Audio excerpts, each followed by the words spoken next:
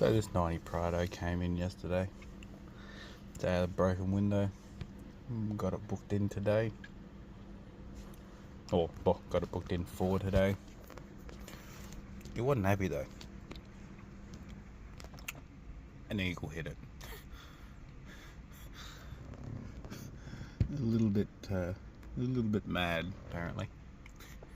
Bastard. Fuck, it scared the shit out of you. There's a second one I've done that was an eagle. The first one was a Prado too, but it was a 120. This is what the other side looks like.